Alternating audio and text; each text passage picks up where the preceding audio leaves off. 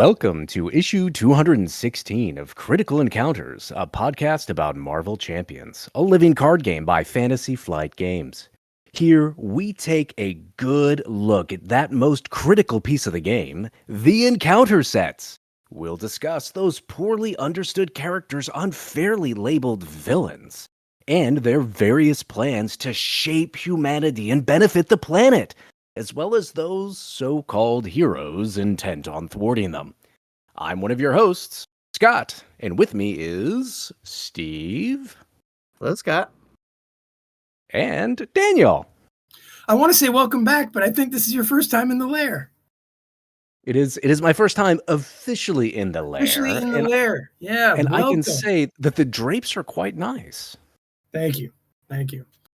We argued a lot about them, but I think we came to the right decision in the end. Yes. As one is wont to do with drapes. Yeah. Well, thanks for being here, Scott. What a delight to have you. Thank you for having me. Yeah, Daniel, you want to say welcome back because it was just a couple issues ago that Scott cashed in one of his Patreon supporter rewards and recorded an intro and an outro, and he joined me for a Twitch. That was just, hey, you want to Twitch with me? Let me know. And we've had some other entries from Scott, and he's out there on the Discords. That's and right. Just a staple of the community at this point. So it's great to have you actually in the lair, sitting in Mike's seat, because you'll notice Mike's not here again. But we're getting close to the point where he will return. So, yeah. Thanks for all you do, Scott. It's great to have you here. Oh, it's my pleasure. Thank you all for being the wonderful villain overlords that you are and presenting us with this wonderful show week after week after week. You got a little something on your nose there, Scott. Anyway, so since this is your first time in the lair, let's get to know you a little bit. Tell us your Marvel history, where you come from, just in Marvel in general. So Marvel in general, I think my first introduction to Marvel really was, I think, as with most folks, the X-Men animated cartoon and sort of the Spider-Man cartoon and stuff like that when I was younger. Watched those a lot as a kid, at least when we could catch them right on the TV. And I really fell in love with it again later after the MCU, and I found comics on my local library's digital library.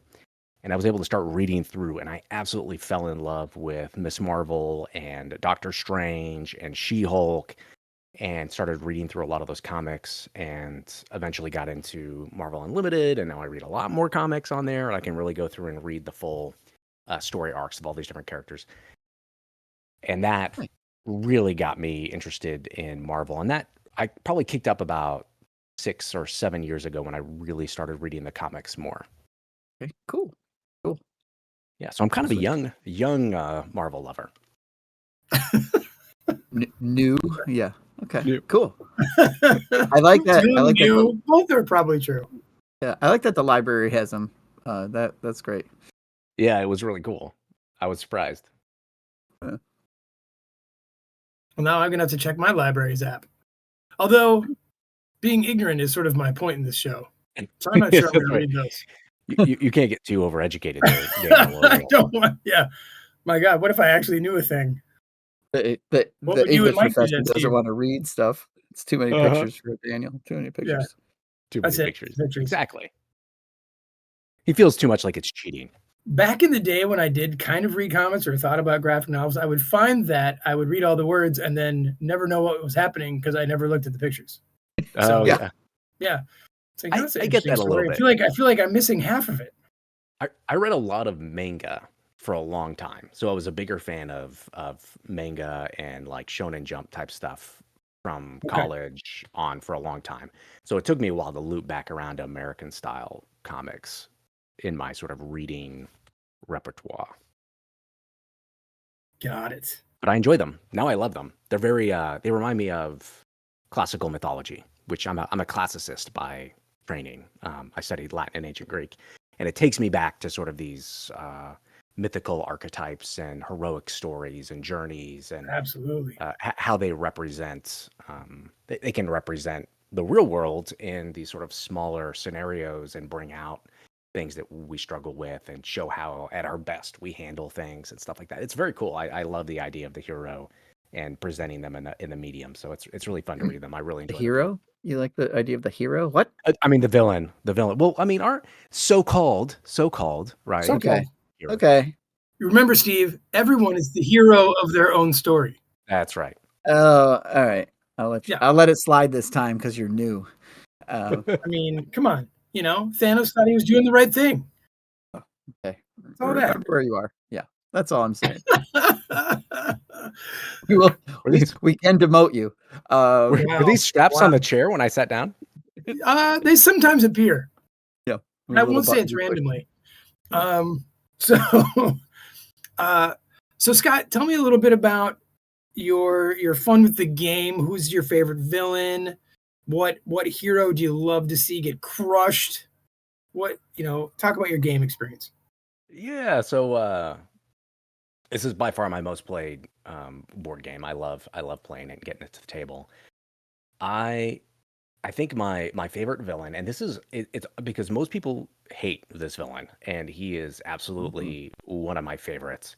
And partially, I guess maybe because he crushes so many people, but that would be Loki. Is my absolute favorite villain in the game. Wow. I love how trickster it feels. And I don't necessarily love the Infinity Gauntlet, and I know that that's the criticism that a lot of people have, and it makes him extra fiddly because you're having to pull stuff out. But the way that he's constantly pulling side schemes, and then when you defeat the side scheme, it like flips your Loki, and you can't always guarantee that like, well, I want to stun him because he's not stalwart, but oh, hey, guess what? He's going to flip to a different Loki, and now he's stalwart. You thought he wasn't going to attack, but now he is, right? Like he keeps you on the edge of your seat, and so you really have to play kind of smart, and also it makes for a really fun game as far as I'm concerned. I really enjoyed playing Loki every time I play him. Do you have to use the Infinity Gauntlet? Yeah, so in my opinion, you don't. There are different like variations on it. Often the way I'll play, it definitely makes him easier, is you just don't play with it at all. And anytime it tells you to give yourself an Infinity Stone, I just deal myself another encounter card. Okay. Yeah. I do a full encounter card because it should have the effect of like bringing out a minion or putting threat on the scheme. And a boost isn't necessarily going to do that. So I just give myself an encounter card. And he's hitting for less because he doesn't have the gauntlet.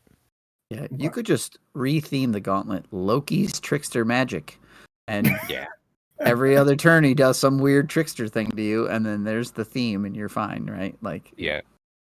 Oh, it's not about theme; it's mechanically annoying. It's just one extra card. Anyway, I think it was. Yes. Sorry, I interrupted you. No, it's great. I do love playing him without it. I have done that repeatedly. It's a little bit easier to set up. I don't always want to have to mess with all the extra pieces, and it makes the game way longer when you play with the gauntlet. And sometimes I'm trying to play a 30 or 40-minute game. So sure. Do you play primarily solo? A lot solo. My wife plays with me sometimes as well. And what we do, we'll both play double-handed. So we'll play a 4-player game. Oh wow! Okay. Each of us playing 2 heroes.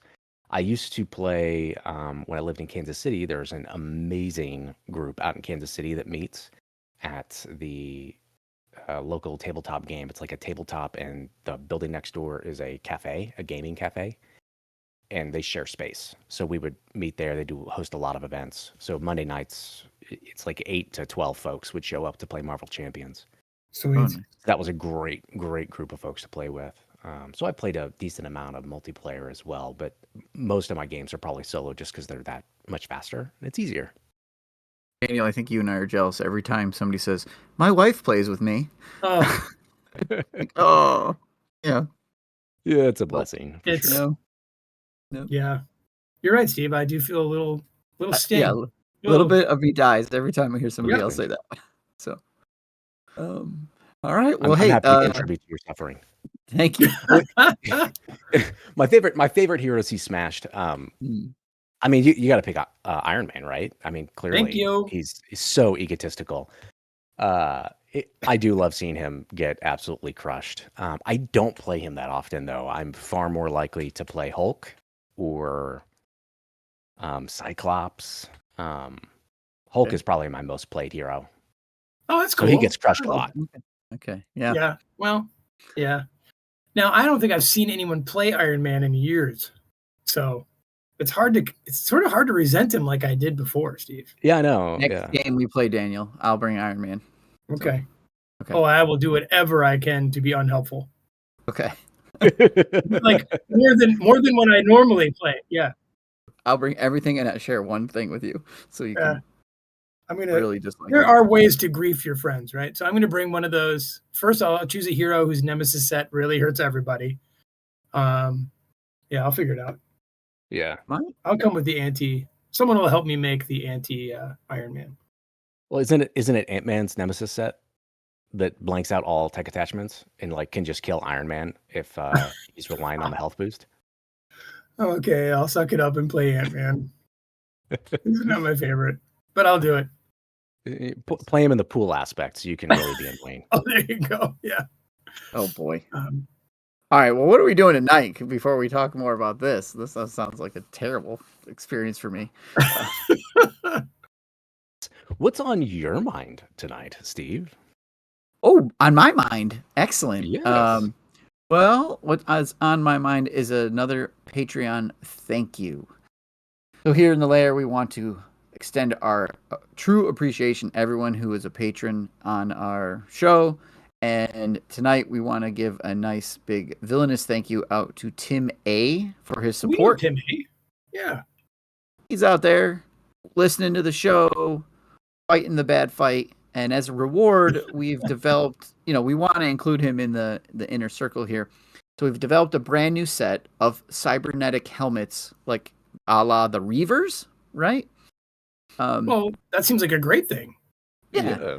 They're still kind of being tested. Oh. The last few tests were a little messy. I don't want to use the word exploding. I don't want to use the word imploding. We'll just sort of call it like a big mind expanding experience with these helmets. Oh. So anyways, what I want to do is I would like to promote Tim A to like beta tester into our new cybernetic enhancement helmet division. Thanks, Tim. Wow. Thank you, Tim. Thank you, Tim. Awesome. Prepare to have your mind blown. Yeah. Steve, Scott, if I may, I actually have something on my mind tonight. Oh, yeah. Oh, really? And it's kind of leads into my story for you. All right. Take it now, away. Steve, remember when Caleb was on and we talked about Nimrod? Yes. And you and I brought up how when we were kids, if you called someone a Nimrod, that was sort of an insult. You were kind of calling him an idiot, right? Yeah. Yep. Well, would you believe it? We said something along the lines of like, I wonder where that comes from.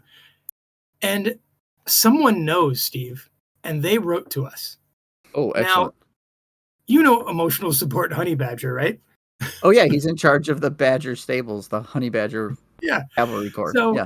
So he said, can I quote him? He said, so I'm still a bit behind, but I'm just listening to the Caleb episode where you're all wondering how Nimrod came to mean idiot. And the answer is Bugs Bunny. Would you have guessed that, Steve? Because I did not. I did not know that. Bugs Bunny called Elmer Fudd Nimrod sarcastically, comparing him to the biblical mighty hunter. But because a lot of people didn't know who that Nimrod was, and Elmer Fudd was a bit of an idiot, it became slang for someone stupid. Precisely what I was wondering, Michael Nimrod. Wow. Okay. Yeah. That strikes me as 100% true and not apocryphal in any way. I bet that's it. Yeah, I believe this is Mighty Jim from Card Game Cooperative who said that. I believe that is true because we did have a few other folks comment on our Facebook page or Discord, and I had to go look it up, and it said so on Wikipedia, so it has to be true because. Oh well, then yeah. I'm going to now get all my information from Mighty Jim. Oh, okay. He will be my personal Wikipedia. Well, and he's British, so if he says it in his accent, then it has to be, right? It just sounds having spoken to him and with him, like I don't doubt a single thing he says because of that. It can't be wrong. No. Can't be wrong. Yeah. Thanks for the info, Jim. And everyone else that chimed in. Yeah. Steve, we have a Facebook page? Yeah, we have a Facebook page. You can just I'm kidding. I just don't go there that often. I guess. Not to see that everyone chimed in. How did I miss that? I would have been looking for it. Anyway. We have a nice little group of folks who will chit chat sometimes or offer comments or, yeah. Yeah. So thanks. I to mean, all I our feel like I Facebook- get a little like Facebook sends me a little message telling me that that happened. I wonder how I missed this time. All right. Well, I wanted to bring up that story also, guys, because it's biblical and I'm going to be getting biblical. Oh, all right. Because tonight we're talking about the origin story of MaGog. Oh, yeah. Now, Scott, as a classicist, I imagine you've actually heard of Gog and MaGog and that stuff. I have some, not Yeah. more So more often in Marvel than in my reading of the scripture. that's interesting. Our MaGog, if I'm being honest, isn't really that interesting. Okay, he doesn't appear very often, and yeah, he's all right. There's something funny about his story. I'll get to that in a bit. But what is fascinating to me is the history of that name MaGog. So that's where we're headed tonight, guys. All right. Okay. We will, of course, talk about Mojo's hunter, the fearsome bearded thug MaGog. But I want to go back all the way back to where I first encountered the name in the book of Genesis. Okay. That is, MaGog as a name is Genesis, old fellas. That's somewhere around 1100 BC that writers were making mention of MaGog. Now, the name initially was that of a character, but then it soon became kind of a more expansive term for a tribe or a nation. And that's actually how the Marvel writers drew from the initial source that I kind of find so fascinating. For like, MaGog is a symbol of something, right? Or began to take on a symbolic meaning. But let's start at the beginning and trace MaGog from past to present. Our road will take us from Genesis to Ezekiel to the book of Revelations to DC Comics. Are we allowed to even say that here, Steve? And finally, at long last, to the cinematic Mojoverse we know and love. So, you guys ready? Yeah, let's You have do any it. questions? Any questions to start with? I just Time love that for we Daniel got to be Nimrod and MaGog, and here we go. So, yeah, we're getting both. It all goes back. All right. Yeah. So we first encounter the name MaGog as the second of 7 sons of a man named Japheth. And you'll find him in Genesis book 10. Something about the tribe of nations. There's a big chart that the Bible has. Anyway, now, like other groups of sons in the Bible, like you're probably familiar with the 12 tribes of Israel, they stem from Jacob's children, right? So the name MaGog soon became representative of a people or a region. So like the sons of Japheth became the patriarchs of other lands and other peoples. All right, so it seems like they settled in Western Turkey, and which was in ancient times referred to as Lydia. Now, by the time we get to the book of Ezekiel, MaGog has become a name synonymous with evil and opposition, like the children of Cain or something. The offspring of MaGog were pagan evildoers working against the righteous. So already you can see how one could take a Marvel villain with that name and it would resonate because tyranny and violence set against justice and light, that kind of thing. So starting with the prophet Ezekiel, the name MaGog begins to make its way into apocalyptic traditions of Judean prophecy. So soon here as well, we're going to get the double association of Gog and MaGog. Sometimes father, son. Sometimes Gog is the leader of the land of MaGog. Now, interestingly, the land of MaGog, which may have started in Turkey, as we've said, becomes a kind of universal stand-in for outside forces looking to oppose whoever is narrating our story. MaGog is a land of outsiders, encroachers, and is therefore villainous. Gog and MaGog appear and take this role from all sorts of sources, from the Quran to Irish folklore. Their last mention in the Bible comes from the book of Revelation, where father-son duo Gog and MaGog rise up and join Satan's army. So what we have here, that is the association of a name with opposition and evil, as I said, and that's what matters to us contemporary readers. We're primed for MaGog to be a bad guy. All right? Oh, that's a lot of, okay. There's a lot going on, right? That's heavy. I thought it was like a gladiator, but okay. Like that's a lot more. Well, now we get to MaGog the Gladiator. Oh, okay. Okay. Now, our MaGog also has a dad in the comics named Gog. Did you know that? They're often found together in the comics. Now, Steve, I'm going to ask you this trivia. Where do you think we are introduced to MaGog? Where does he first appear in Marvel? Knowing nothing about him, I'm just gonna say he's in something with Mojo. He's in Long Shot number 11. Oh, which came out in 1985. So I guess he's what, kind of middle aged for us, right? The Yeah. 80s. All right. yeah, sure. But his story Sure, is yeah, kind of weird. right. So when you fight, not surprisingly, this may astound the two of you. I didn't know about MaGog the character very much.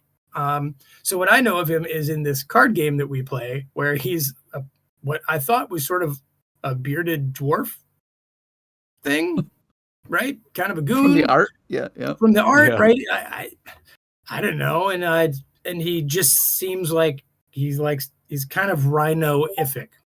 He does look like a Warhammer fantasy dwarf with the mohawk and the beard. mhm. Yeah. Yeah, he does. Yeah, he's a little over the top. So I'm like, okay, he's just a goon, right? But in any case, when we first meet him, Mojo sends him to. He's a hunter for Mojo, as I said. His first job is to go and get Long Shot. Now, to effect this, you might think that he would just sort of break down a door and like grab him by the throat and bring him over.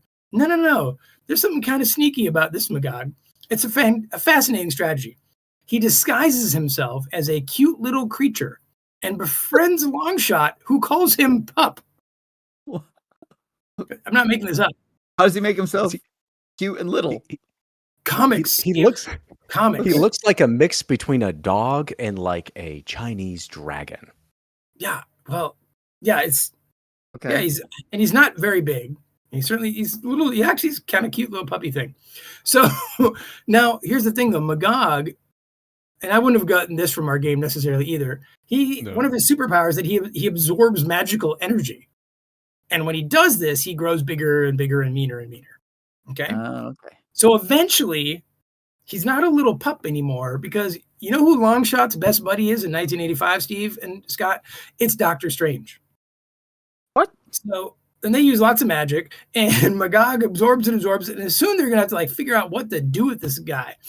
Now, Longshot doesn't want to hurt his little buddy pup, but Strange is like, dude, this thing is attacking you. So finally, all the magic from Strange and Longshot, they make MaGog grow and grow and grow until he's ready to burst. Then he announces his true name, Golden MaGog, just as Longshot throws a knife in his belly and he literally explodes. Okay. All right. So I'm sad to tell you, fellas, that MaGog's dead. He dies horrifically in a pool of his own magical goo. Oh. Yeah, he's dead. Oh. Is he like dead for real? Oh, did I hear you say really? Is that what you're saying, Steve? Yeah, really? Is he really dead? Of Is he course, Marvel he's dead? not dead. Oh, good. Okay. No, he appears later in like some ex-babies thing where he's trying to steal babies. And now he's stuck with Mojo in the sewers under the Empire State Building in some other universe. And they're waiting for Mojo to make another like TV show. Boy. He like Mojo was defeated and sent to some like prime negativity planet. I don't know. You know this stuff, this nonsense. Okay. So he was sent to some other dimension or something, and MaGog is with him. Okay. Pup. I'm gonna need some photos So of this pup. I will only be calling him Pup in the game from now on. Okay. No, I thought it was interesting that the pictures of MaGog don't look anything like the MaGog in our game. And in fact, the MaGog in our game looks very much like his dad, Gog.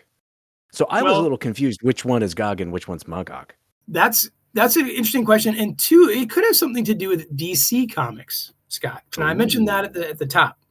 So in the 90s, DC Comics had a villain named MaGog. Same spelling, same everything. And the character was kind of like a joke and sort of a prank on Marvel because DC was trying to copy what they thought was like this over-the-top, crazy art, anti-heroes are everything kind of whatever that Marvel was going through in the 80s and 90s. So they're poking fun at that, both the art style and the story development, by making their own MaGog, who is just like crazy looking. And he kind of looks more like Loki almost. Like he's got a big horned helmet and stuff like So he was a bad guy that DC made like 10 years after our MaGog showed up. But I'm not even sure that DC even knew about this MaGog, because it has nothing to do with him. Like no story arc is similar, nothing. So, yeah. Okay. Well, and then the MaGog artwork in our game is commissioned art. So Okay. somebody, one of our designers, wrote a design brief. Now, this was Tony Fanchi's first set. Yep. That's right. So maybe he said, "Oh, make him look like this" or something like that. Well, Who it could be knows? that our game is conflating, like as Scott Yeah. thought maybe, like Okay. the GOG and MaGog, they're kind of the same. I'm Yeah. I mean, when he announces his name, Gog and MaGog is basically I'm Gog, son of God. So, and they were like in the Bible too, conflated in a lot of ways. They were they were indistinct from each other in a lot of ways. Okay. Perfect then. Yeah. Yeah. Could also just be that Gog's grown up to look very much like his father. Could be. Yep. Yeah. True. But no one called his dad Pup. I'll tell you that. That's right. So yeah, I just was like really interested because of just the name. Like MaGog is an ancient name like Nimrod. Like, you know, like it's just was really cool. Yeah, that's great. That was a good history. Yeah, and the idea of MaGog representing like opposition and villainy just because it's a different tribe kind of thing. Mm-hmm. You know, like I feel like that resonates, right? So a lot of these heroes, you know, it's like if you're not with us, you're against us. Mm-hmm. Very much the cult of the other. Yeah, there you go. But in terms of finding something interesting about MaGog to like identify with, it's not there in this one, guys. Well, you're kind of cute and little, Daniel, so well, I can identify. I appreciate that, Steve. Yeah, thank you. No problem. Yeah. All right. Well, that was good. So that's Pup. As with all my origin stories, I invite Scarlet Rhodey to come on and correct it. Okay. All right. So what we're going to do is we're going to take a look at these cards, but we're going to do something a little different for the MojoMania villains. We're going to only do a single show. We're not going to do a two-parter. Crazy, right? What? Yeah. Yeah, we're going to look at all of MaGog tonight. Because this, I mean, okay, so these cards come in the Mojo scenario pack. There's only 12 total cards, and 4 of them are set up, right? So there's only 8 encounter cards, 7 by title. So to do 2 parts would kind of be overkill. So we're gonna give you a special Gog and MaGog all at once. Okay, so what we're gonna do now is we're gonna take a look at the cards, and we are doing everything crazy tonight because we are not going to talk about the villain first. What we want to do is we want to talk a little bit about the setup for this scenario because it is so unique, and it'll make more sense if we work through some of the main schemes first, and we'll circle back to MaGog when it's time. Yeah. That's actually a brilliant idea. It is a brilliant idea. I'm glad I came up with it, and it wasn't Daniel's. Okay. Take it away, brilliant leader. Yes. Scott can stay. All right. So the main scheme 1A is Melee and the Mojoseum. So we're going to start with MaGog A or MaGog B instead for Expert. We're going to play with the MaGog and Standard Encounter sets and 1 modular encounter set. 1 random modular set from the MojoMania scenario pack is what they suggest. So all of our Mojo television episodes have been talking about those random modular sets, right? Sitcom, fantasy, sci-fi, western, crime, and horror. Yeah, horror. Okay. So you're going to pick one of those randomly and play with that. And then setup. We're going to put the champion environment card and the challengers environment card into play, each with its booing crowd side face up. Ooh. Okay. So we're going to flip this to side 1B, and this will top out at 6 per player with a little star. Okay, it starts at 1 per player and goes up by 2 per player. Teleported into a bizarre arena, you must fight for the audience's entertainment and your lives. The players cannot win the game unless they wow the crowd as the challengers. And the forced interrupt, which is off the main scheme maxing out, when the scheme would be completed, place 2 per player rating counters on the champion and remove all threat from here instead. Okay, so you don't lose by threading out. Instead, the champion environment will get 2 counters per player, which is going to be your loss condition. That we'll get to, I guess. True to a classic gladiator match, we have to woo the crowd. Yeah. That's right. Yeah. Are you not entertained? You had to scream that over and over playing this too, by the way. That's right. Oh, we'll just have Russell Crowe shout it a few times. Are you not entertained? Are you not entertained? Okay. Is this not why you were here? Are we allowed to do that? That'd be great. Whatever. Scott, why don't you tell us all about this champion card? All right. Let's talk about the champion. It's an environment card with the trait booing crowd on one side and cheering crowd on the other. If there are at least 5 per player ratings counters here, flip this environment without removing ratings counters, it says on the booing crowd. In this corner, we have your 99-time defending Mojoverse champion, the mighty MaGog. And the cheering crowd says, underdogs. It has a forced response. After the champion flips to this side, each player draws 1 card. If there are at least 10 ratings counters here per player, MaGog wins again, and the players lose the game. Okay. So it sits on the booing side. Somehow we're going to be putting rating counters here. That's right. Probably if if the main scheme tops out or some other way, then it flips. And when it flips, the heroes get a bonus. It's like a little catch-up mechanic. A little for the something, yeah. players. Look how fair we are as the villains, right? Like, how often would a hero actually do that for us? Yeah, not that often. And then you don't remove the counters. So those 5 or plus counters that were on the booing side stay. Cheering side flips. Now once this gets to 10, MaGog wins again. Notice, again. And the players lose the game. Yeah, because it'll For be the 100th time. Win, his 100th win. time. Yeah. Yeah. Okay, cool.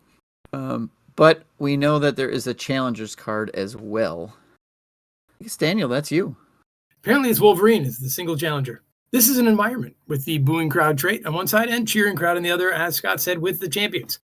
Now, booing crowd. If there are at least 5 per player rating counters here, flip this environment without removing ratings counters. The players wow the crowd by placing ratings counters here. And in this corner, hailing from the tiny, insignificant planet of Earth, we have our challengers. All right, so when they flip it to the cheering crowd, tag team, forced response. After the challengers flips to the side, search the encounter deck and discard pile for a surprise contender and put it into play, engage with the first player.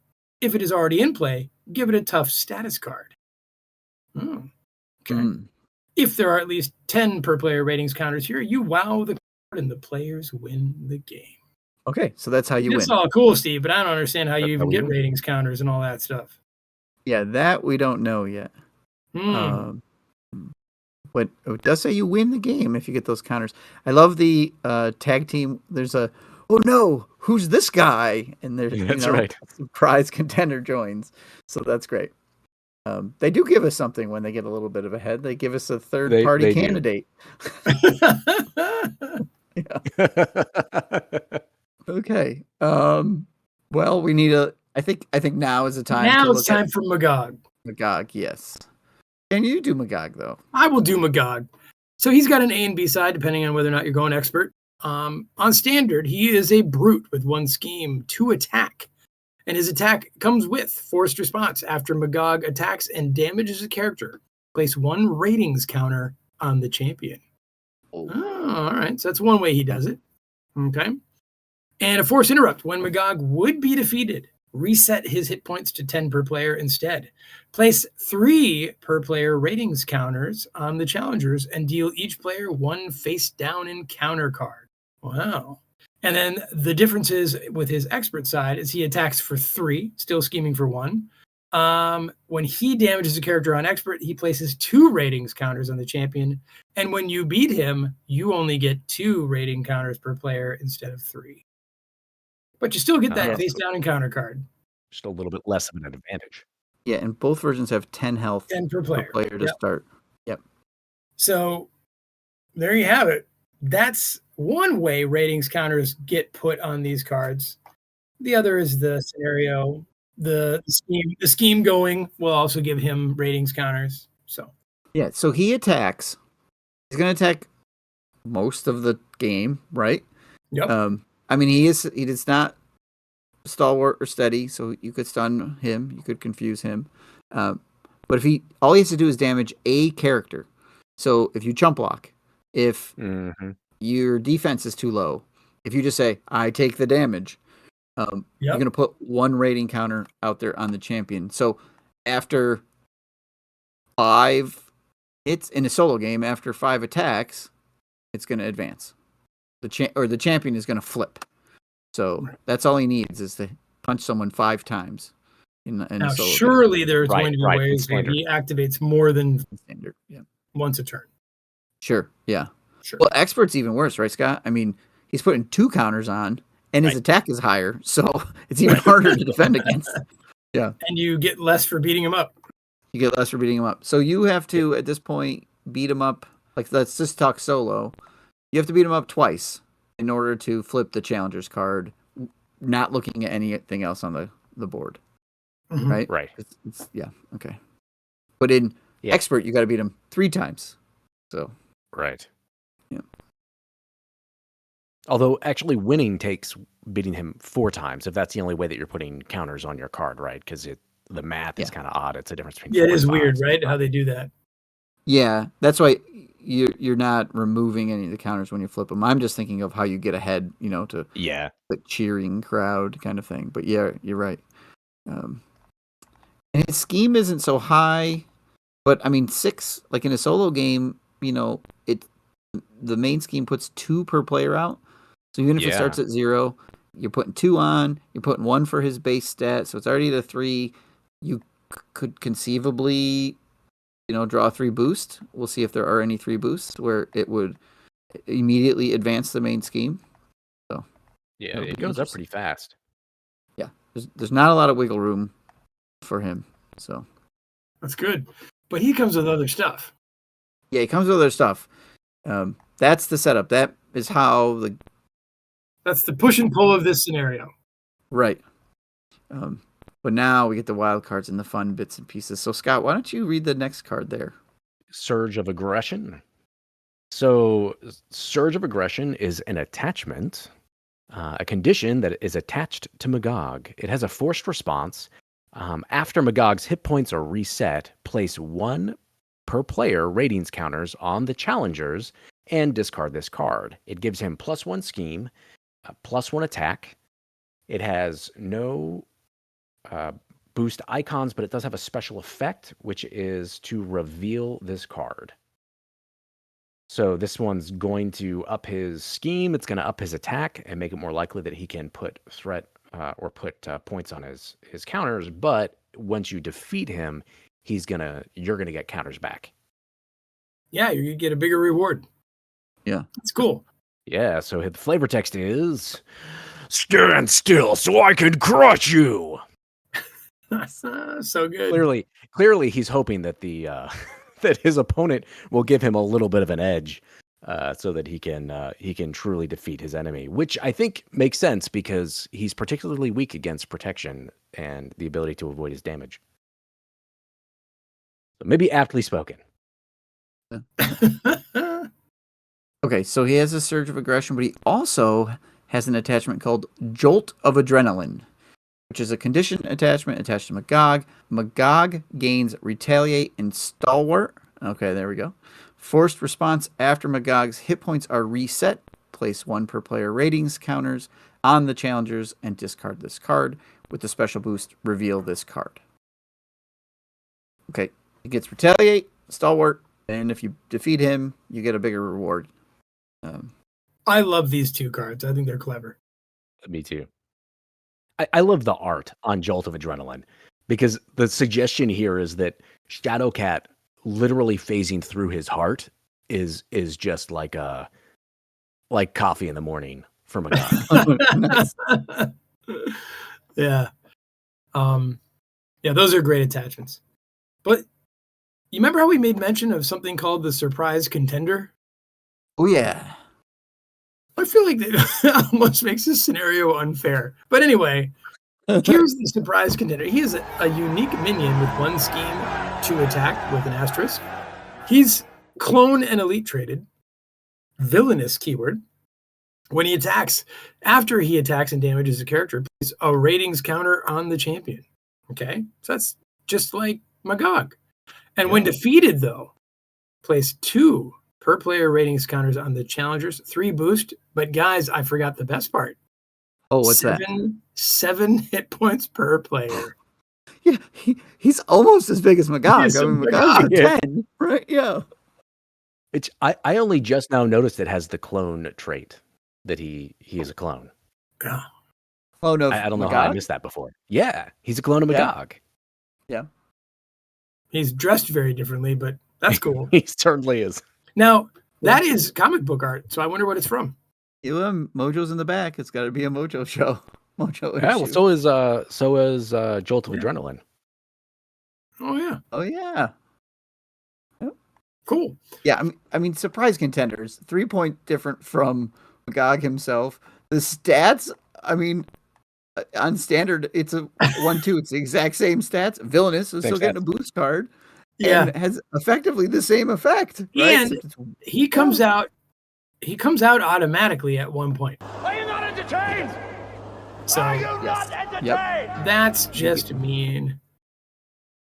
And if he's already out, he gets a tough status card. Right. And he would be out already because you flipped him as an encounter card. Right? Right. Yeah, he could come out turn 1. It's not like he starts the game out of play. No, you can totally just deck. draw him. So there's plenty of MaGog times I've played where I fought surprise contender twice. Oh, yeah. Yep. And then I only did that because I didn't know any better. And I think it makes more sense to just kind of leave him out. Yeah, if he comes out early, try to flip the challengers beforehand. Yeah. Yeah. But yeah. I mean, I think you should just leave him out and play, whatever. But yeah, Just he let him goes beat up from on you. surprise contender to contender. Yeah. But seeing that off the encounter deck, if you've never played this game and you don't look through your cards first, like I play everything blind first time. Like I don't look at what's in the encounter deck. I don't do that. And when this thing popped out, like turn 2, I'm like, this must be from the wrong set. This can't. This is a clone of the villain. What's going on? Yeah. I was like, oh my gosh, this is something. So yeah, he's a great. I guess they need him in this scenario, but I mean, he is the only minion, not based on whatever modular set you're going to play with. Sure. Okay, Scott. Next card is all yours. All right. Let's break a leg. We're on TV. It's a treachery. When revealed, you are stunned. I love that the picture here is this Beast? It's Beast, it looks like Beast, who has broken his leg here. You are stunned when revealed. Take 2 damage, 4 damage instead if there are more ratings counters on the challengers than on the champion. You may place any number of ratings counters on the champion to reduce this damage by 1 for each counter placed this way. Oh, This is truly, it is so cinematic that they put all that into that card, in my opinion. Like it's just like playing to the crowd, right? Like he's got his injury and like you can make it less of an injury, but the crowd likes it more, right? Like, or you can just take the hit. It's pretty vicious though, getting this. You're stunned. You're not going to be able to attack. MaGog is basically stalling you out and giving himself more opportunities to attack you. And this can be a lot of damage, right? Like it doesn't say your hero takes 2 damage, 4 damage instead. You in Alter Ego, you still take the damage, right? Yeah, So it's if you not flip down to indirect heal and you either. haven't healed yet, it's not indirect. Yeah, you can't put it on an ally. You take the damage. So you might be in a position where you have to put those counters on the champion in order to not lose the game. And I like that it goes with the theme of the whole set of balancing, right? So like if you're winning, it hurts worse. So Yeah, exactly. right. So I Yeah. do like that. And he's got 2 boost icons. So even when it comes down to the boost effect, it's hurts. Yeah. If you are up enough and the champ, I mean, there is a point where you could reduce the damage by putting 1 or 2 counters on the champion in order to flip it, in order to get That's that true. card draw, right? There is a way that those heroes can cheat that, sort of like if it's close.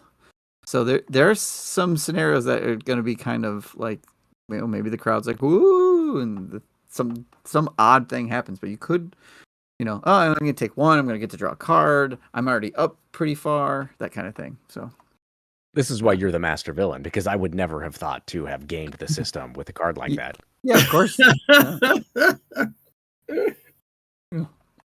That's It's Steve cool, for though. you. Yep. Really an understudy. Yeah.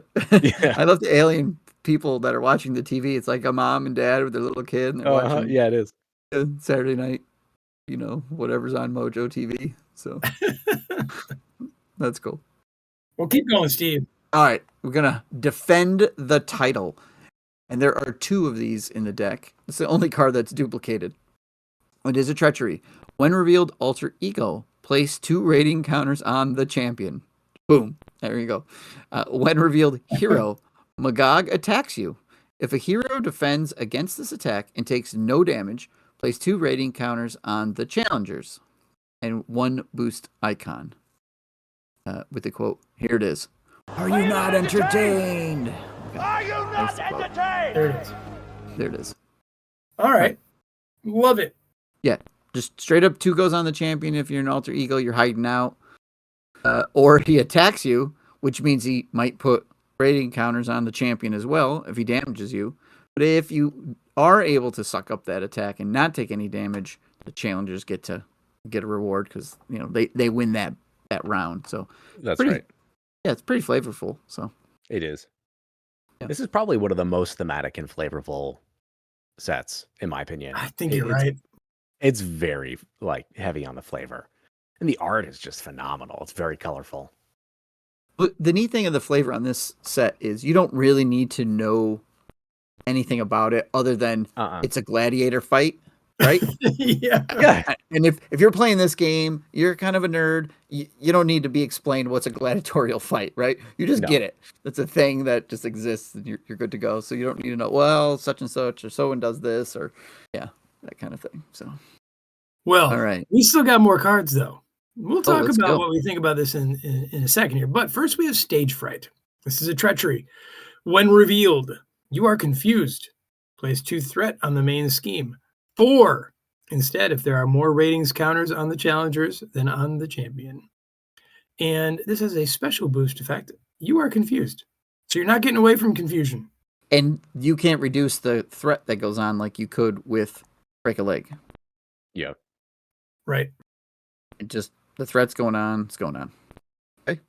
I like it. Okay. Simple. Not much to say about it. It goes with Break a Leg, right? So Yeah. And the other half. All right, Scott. Pump the crowd up for us, would you? All right.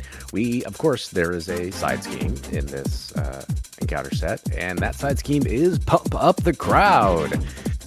It's a side scheme that, when revealed, if the champion is on its cheering side, we're going to place an additional 1 per player threat on the side scheme. It starts with 4 threat per player and has 2 acceleration icons on it. Oof. With a when defeated effect that when it's defeated, we're going to place 1 per player ratings counter on the challengers. So when it enters play, the stronger the champion's doing, the harder it's going to be to get the crowd pumped up in your favor, right? Because here, MaGog has been pumping up the crowd in his favor. But if you manage to pull it off, you're gonna get the crowd back into your favor and get those ratings. So again, very, very thematic. I love that it has both a when revealed and a when defeated effect. And 3 boost icons too. And 3 boost 3 icons. boost. Yeah. And 2 accelerations. Like you really can't. I You think cannot ignore it in a solo game at all. Even in You a really 4-player game, you can't really. But in a 4-player game, it could have 20 threat on it. it could. Yeah. Yeah. It's a lot of threat. It can be a lot of threat to remove. I think it's not so bad in solo, but I don't love that you kind of want to remove it because it helps you when you remove it, and you also want to get rid of its negative effect. I kind of wish the when defeated had some kind of alternative negative effect and not just a positive one for the challengers, but it does make sense. You've kind of got this back and forth of the crowd raging, and the theme is on point for sure. Yeah. I mean, even in solo, four threat on a scheme is going to take some a lot of threat. attention with the main scheme being what it is. Yeah. You kind of have to get rid of it. I feel like almost. I always feel like, oh, geez, this has got to go. Plus, you get the bonus of the rating counter. So Right. Yeah. I mean, you can't leave it. If you leave it, like you're going to be at the start of the villain phase. 2 rounds, be you're at done. 4 out of 6. Yeah. Like you can't. Yep. But Yeah. you know, when I'm in a 4-player game, I don't look too much at acceleration tokens, That's to true. be honest. So But sadly, they don't this- scale. But but the main scheme is going up by 2 per player, and this is adding another 2. So in a 4-player game, you're still putting out 6 threat around. I'm not That's saying it's not one. great. That's You're putting that's out 25% of You're putting out 10 Yeah. threat per round. 10 threat around. I'm sorry. Yeah. Yeah. It's Yeah. crazy. It's a lot of threat. Yeah. It's great. I love it. Lots of threat. Haha. It is. The crowd is interesting. It's like my nightmares from Zoom. Zoom meetings. So yeah, It hits different in the post-COVID world. it definitely right. does. Jesus. Yeah. I'm sure that's where these 2 artists drew their inspiration, though. Yeah, I'm sure. Javier Mena and Pasquale. Like, Corral. no one's terrifying. Oh, these Zoom meetings I had to have. What if this were all on Zoom? Yeah. Yikes. Okay, that's all of the cards. Steve, is that the smallest encounter set for a villain we have? It is pretty darn close. I mean, there's only 12 total cards, and that includes the villain, the main scheme, and 2 environment cards. In the Right. encounter deck are 6 cards. Is that right? No, 7. It's 8. 8, but 8 7 cards. by title. Yep. Yeah, the collector 2 Oh, right, might be right. smaller, right? Ooh, maybe. But then the encounter Collector deck 2 is itself very small. is tiny. It is. Right? He blows through it fast Standard, because he just gets 1 modular. standard, Yeah. and then 1. And those have been like what, 6 cards? 6 cards for the most Mhm. part. Yep. So that's 13 plus 8 is a 21 card deck. Yep. Plus your obligation. So 22. So you're going through that in a 4-player game in a turn. So that's another thing to think about too, like the acceleration Yeah. tokens ramping up that way. You really can't wait too long anyways, because every time he hits you, he's putting rating counters out. It's not Yeah. one of these games where you can let it drag on and on and on and on anyways, where, No, you got to hit him and get in and get out You can't dawdle for for many setup. reasons. You're Yeah. right. No, yeah. Yeah. Yeah, it does. He puts a clock on the game. He's a very difficult one to like play a long game and try to win it out, after everybody's set up super well. You'll lose before you get a chance to get everything under control and set up the way you want. So it's very nice pacing, I think.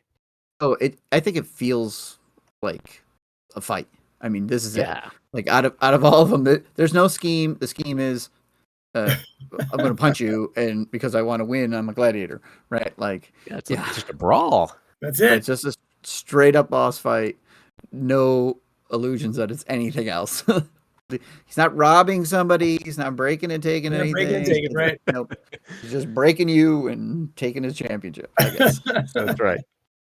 So let's talk options here, because when we had our 200th and we were discussing our favorites and our non-favorites, I put this lower on my list because I didn't feel like you could customize it. And I see that I am wrong, not that I'm admitting it. I would never do such a thing. Wrong. But you are not required to use a random modular set from MojoMania in this. I thought it was sure. required, but it just is suggested that you're using a random one for MojoMania. So that puts MaGog. I lift him out of the lower levels for me because I can customize it without having to do anything extra. So do you guys have any modular sets other than the MojoMania ones that you think work well in this? I've only played it with the MojoMania stuff. Scott, what about you? Have you gone afield from the MojoMania? I don't know. I think last time I played Mojo, I threw in some modulars. I played with some different ones with him. I might have put Juggernaut in there. I might have put in the Reavers. Oh, okay. Wow. Pre-teamwork karate. Ooh, man. Yeah. I think I hadn't thought about it, but I think putting the under attack with a vibranium armor and the upgrades. Yeah. The upgrades and the boost effect, the concussive blast that can like ping off tough as a boost so that it's harder. And I think that would be really cool, putting in some of the ones that give him more upgrades so that he's hitting harder. Or even like the experimental weapons maybe deck, adding that in there. That's pretty tiny too. So I'm thinking now of like power drain where you burn through the encounter deck those accelerations, right?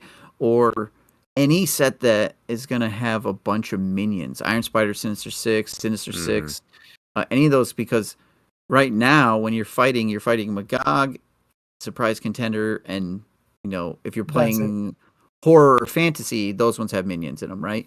But like Crime doesn't, Sitcom doesn't. So there's a few of those that don't. So if you put something that's minion heavy, you have even more attack pressure on you. Yeah. So I'm gonna have to go back and play. I would lean towards ones with guard minions, not just regular minions. Most of the modular sets from Mojo do not have guard. But if you threw in Legions of Hydra, like one, it would feel like, him pulling in, you've got this almost like a staged battle between Hydra and, whoever the enemy is. And you'd have all those guard minions slowing down your ability to get to Mojo and flip him and win quickly. I could see that being really tough. Yeah, guard's a good call. Or the Wrecking Crew. From the hood, right? Those guys are any huge. brute. That would be mean. Get those brutes in there. But this encounter deck is so small that I have no compunction for throwing in 2-3 modular sets and something like this. No, I think just one. What's the one with Dr. Hyde and Calvin Zebo? Yeah, because that one has the side scheme that when a brute would take damage, it goes on the side scheme instead, right? Does it go on there, or do you get to pull it off of there or something like that? But yeah, maybe that might the other way around. Yeah, it might be better for him, but still, anything that would trigger a brute attack. Yeah, so there's definitely some options here. I'd love to hear what the listeners like to use if they play MaGog outside of the MojoMania scenarios. And if you haven't, you should. Yeah, definitely. Tell us what worked. So is there more to say about this opening scenario from the MojoMania scenario pack? Daniel, I got anything else? I think it's super cool. I really like it. Like his particular encounter set, it drips with theme and is on point. It's really good. And I like the push and pull of the scenario itself too. I like the two environments. With every punch, the crowd roars louder for your side. I just think it's good. Yeah. It's fun to play, and it's easy one to visualize, kind of, as you're playing. It's funny because sometimes the complaint you hear is like, "Oh, Marvel's just beat up the villain" or whatever. This one is just beat up the villain, but it just feels great. Like, I mean, not that you're beating up the villain, but it's just a slugfest. I should say that differently. But no, you're right. Sometimes it's like you just punch things in this game. You're like, but this one you're like, I'm gonna punch things. It's like and the crowd loves it. Yeah. Just trading blows back and forth. What does it say? What does it say about society that we love the bloodlust in this one? But There you That's go. right. I guess that's a question for Mustafa if he Yeah, shows it back is. up someday. Yeah. Scott, what do you got? Any other thoughts on this? I mean, I'm with Daniel. I absolutely love it. I think it's a great way to start off the Mojo pack because it is so high energy, and just really, really fun, like you said. I think it's the right amount of fiddly too. Like it's not you have the environments, but you're not having to mess with them a ton, right? You're just putting counters on them, and so you have that extra stuff going on, but it doesn't. It's not like a brain drain on the game when you're playing. It's just stuff going on. It really captures that feel of the crowd getting excited without having to feel like you have to mess around with a bunch of stuff. So it's really fast to set up and it's really easy to play. And I think the difficulty is in a sweet spot because solo, it's not necessarily hard to win, especially on standard, in my opinion, because you can do a lot of damage fairly quickly and you can win before he does you a bunch of damage. Especially if you're careful about when you flip to the challenger mode and get that surprise contender.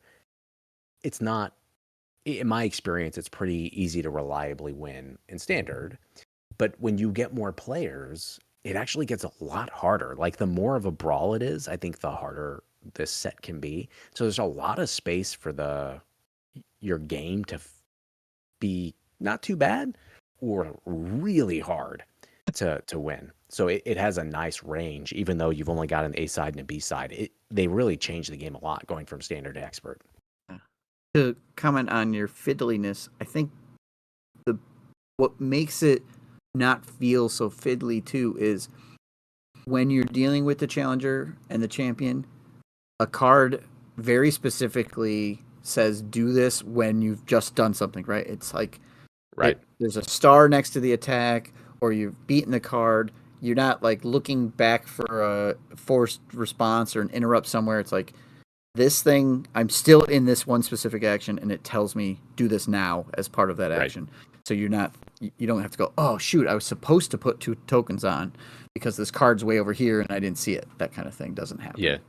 And what you see is what you get, right? It's not like Mystique, where you're like, or Mysterio, right? Where you're shuffling stuff into different places and, or even like Loki, where again, you're like having to pull stuff out all the time and shuffle the encounter deck and get something else. You don't have all that. It's like, no, you just draw a card and you put it in front of you. And like, that's the card you get and it's out and then it goes to the discard pile. Like everything is very straightforward, which is 100% on theme for MaGog. Like, I mean, the guy's not the craftiest, screw in the bucket.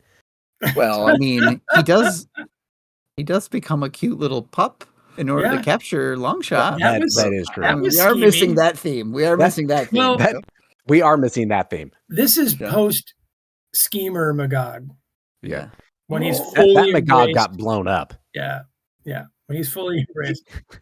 We need custom pup modular set to play with this. Oh my God. Yeah. You're on it, Steve.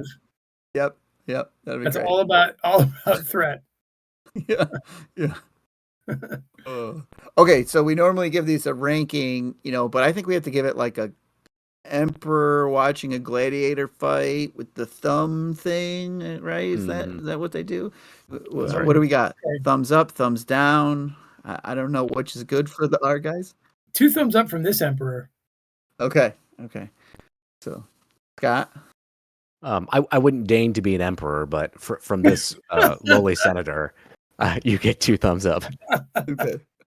Yeah. I'll also give it 2 thumbs up. I think that's the way we would rank it as a villain. So okay. Because then a thumbs down, we were supposed to kill the guy. That feels more villainous. That's right. Okay. Steve, I like that you've come around on this because I was surprised when you rated this one low. Because of the 3 in the box, this one's my favorite, I think. Yeah, I think I just totally forgot. You thought you were shoehorned into the box. I was forced to use it, and I didn't want to do that, and I don't need to. So, yeah, I'm pulling it back up out of the bottom. So, good. Yeah. All right. Well, Scott, thanks so much for coming on. Thanks for all you've been contributing in the conversations and on Twitch with me, and hopefully we'll have you back again. And I would love that. Right? Indeed. It's my joy to smell the sweet smells of the secret lair. Yeah, can you find out what that is? Anyhow, tell us. I want to hear from the listeners what modular set or sets work really well in this and change it up, and why. Please email us. You can do so at criticalencounterspod@gmail.com. We are Critical Encounters on Facebook. You can find our YouTube, our Twitch, or Patreon by searching for Critical Encounters Podcast. And on Discord, we are Vardain, Big Foam Loaf, Wandering Took, and Lexicon. If you like our show, tell your friends. If you don't like our show, tell your enemies. MaGog, take us out. Do you smell what MaGog is cooking? Are you not entertained? Is this not why you are here?